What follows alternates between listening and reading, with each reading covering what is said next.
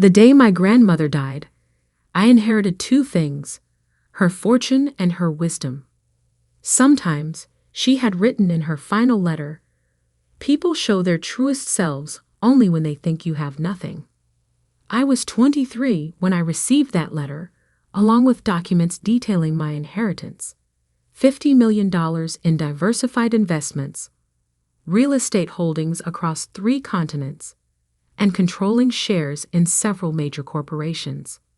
My grandmother, Eleanor Wright, had built an empire from nothing, but she'd done it quietly. The world knew the businesses, but few knew the woman behind them. My parents never understood her.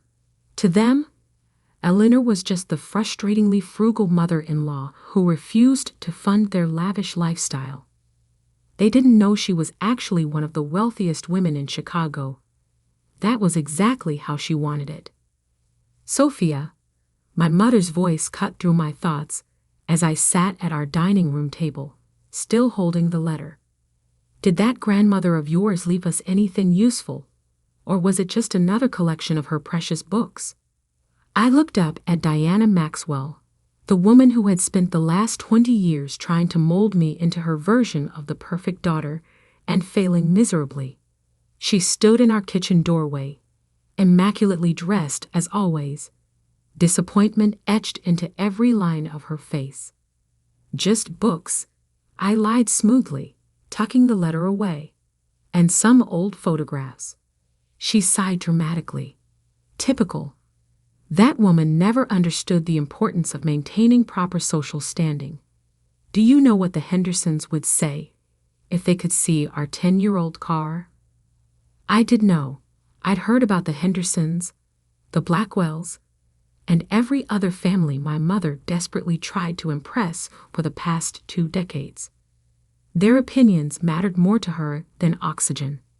"I'm sure they're too busy with their own lives to care about our car, Mom." "That's exactly the kind of attitude that worries me," she snapped. "You're just like her. No understanding of how the world really works. Thank God Alexander has more sense." Ah, yes, Alexander, my younger brother, the golden child. Even now, at 20, he had never worked a day in his life. Why should he? Mom and Dad funded his every whim, from his failed startup ventures to his collection of luxury watches. Speaking of Alexander, my mother continued, brightening considerably, "He's just been accepted into Harvard Business School. Your father and I are throwing a celebration dinner tonight. All the right people will be there. Wear something appropriate." Her eyes swept critically over my simple dress and minimal jewelry. I nodded, not mentioning that I'd graduated summa cum laude from Northwestern's business school last year. There had been no party for that. Instead, my parents had spent that weekend at Alexander's amateur golf tournament. Later that evening, I sat in my small apartment above the bookstore where I supposedly worked, reviewing my grandmother's documents. The bookstore job was actually a front. I owned the building and 3 others on the block through one of my grandmother's holding companies. But as far as my family knew, I was just a struggling bookkeeper, living paycheck to paycheck. My phone buzzed with a text from my father. "Don't be late tonight. The Blackwells are bringing their son James. Wear the blue dress your mother bought you."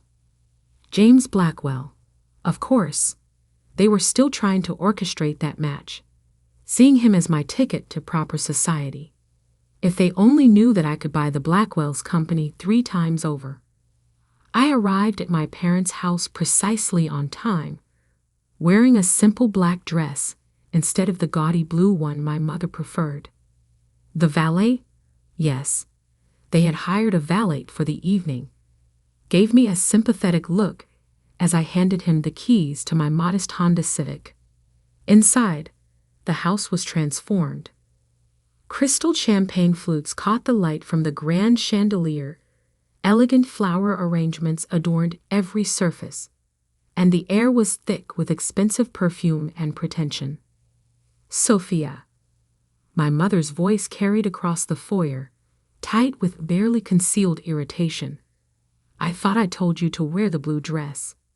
This one was clean, I replied simply. She closed her eyes briefly, gathering patience.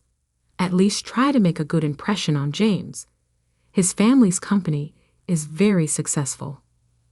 I bit back a smile, remembering the report on my desk about Blackwell Industries' recent financial troubles. Their success was mostly smoke and mirrors at this point.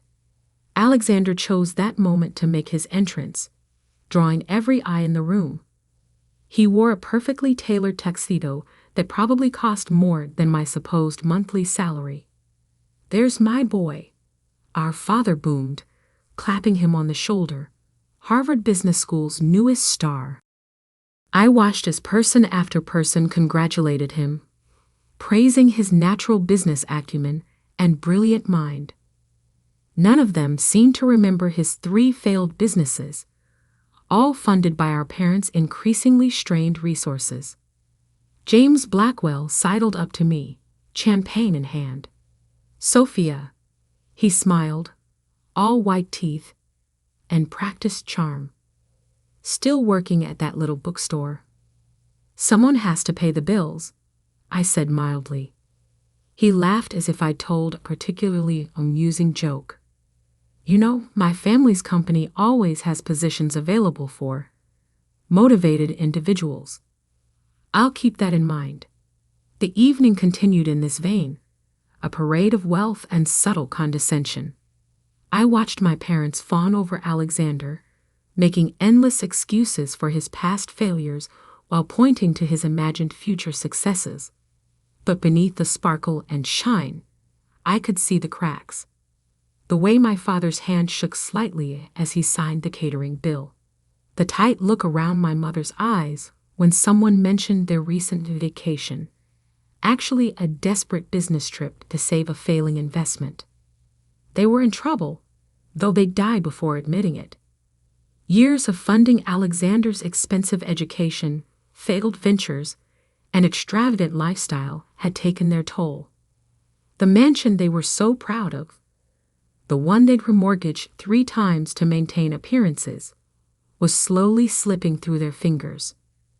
What they didn't know was that I'd been watching, waiting, and quietly buying up their debt through various shell companies. Every desperate loan, every refinanced mortgage, I owned them all. As I drove home that night in my sensible Honda, I thought about my grandmother's words. People do show their truest selves when they think you have nothing. And soon, very soon, my family was going to show exactly who they really were. The signs of my parents' financial collapse became impossible to ignore, even for them. It started with small things. The household staff was temporarily reduced. Their country club membership became inactive. And suddenly my mother discovered a passion for vintage fashion.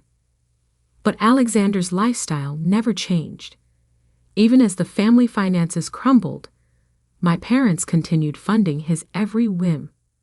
The day I saw him drive past my bookstore in a brand new Porsche, I knew they had finally hit rock bottom. I was in my real office, not the cramped bookstore back room where I pretended to work, but my actual office on the 47th floor of downtown Chicago's most prestigious building. As CEO of Wright Investments, I had a perfect view of the city my grandmother had helped build. "Miss Wright," my assistant Sarah buzzed in. "Your brother just made another withdrawal from your parents' emergency fund." I pulled up the banking records on my screen. There it was, $175,000 transferred to a luxury car dealership. Money they definitely didn't have. "How much do they have left?" I asked, though I already knew the answer. "Less than $50,000, Mom. And their mortgage payment is due next week." I leaned back in my chair, thinking about the careful web I'd woven over the past year. Through various holding companies, I owned not just their mortgage, but all their outstanding debt. Every credit card, every loan, every desperate attempt to maintain their facade of wealth. I controlled it all. Schedule the foreclosure notices, I instructed Sarah. It's time. The next morning, I arrived at the bookstore early, knowing what was coming. Right on schedule, my mother burst through the door, her designer handbag genuine but last season. Sophia! Her voice was shrill with panic. Something terrible has happened. The bank. They're saying they're going to foreclose on the house. I looked up from the ledger I was pretending to review. What? How is that possible? Your father. There have been some business setbacks. But it's just temporary. We just need a little help. She reached across the counter, gripping my hand. Darling, how much do you have saved? I almost laughed. After years of mocking my little bookstore job, she was now eyeing my supposed savings like a lifeline. Mom, I make $35,000 a year. After rent and bills, I'd barely save anything. Her face fell. But surely you must have something. An emergency fund? I have about $3,000 saved. I lied. But that's everything. We need it, she said immediately. Just until your father's deals come through. Alexander has some very promising ventures in the works. I sat back studying her. What about Alexander's new Porsche? Couldn't he sell that? Don't be ridiculous, she snapped. He needs to maintain appearances. How else will he attract the right kind of investors? And my appearance doesn't matter. That's different. She waved her hand vaguely.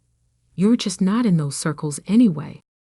In those circles, I thought about the charity gala I'd be hosting next month as Eleanor Wright's heir, where half of Chicago's elite would be in attendance. But my mother didn't know about that. I'm sorry, Mom. I can't empty my savings account. I need to pay rent. She stood up, anger replacing desperation. How can you be so selfish? After everything we've done for you. What exactly have you done for me? The question hung in the air between us.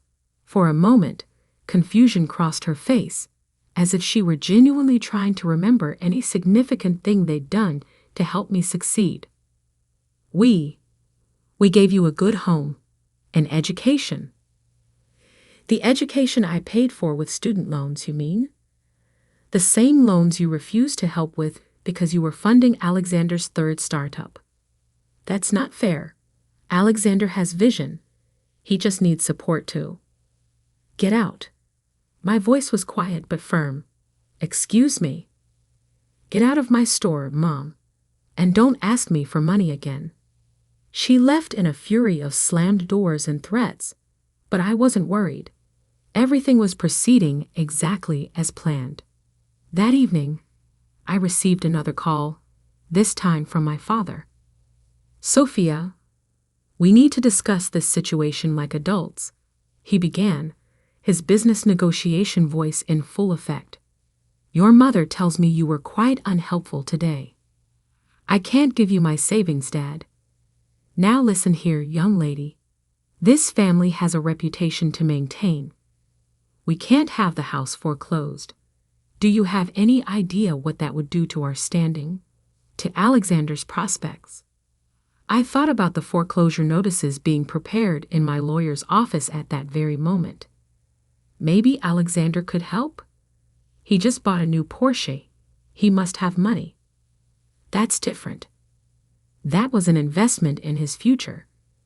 He needs to project success to be successful. And what about my future? He sighed heavily. Sophia, let's be realistic. You work in a bookstore.